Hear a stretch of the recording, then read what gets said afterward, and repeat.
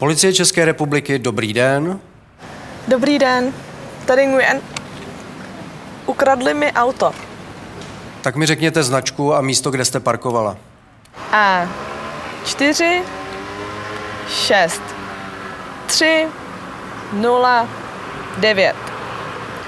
Ulice Línická, Praha 2. Lidická?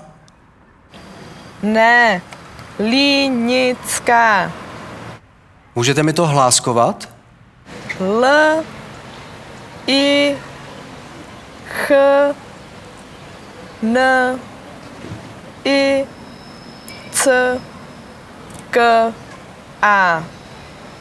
Aha, Lichnická. Moment.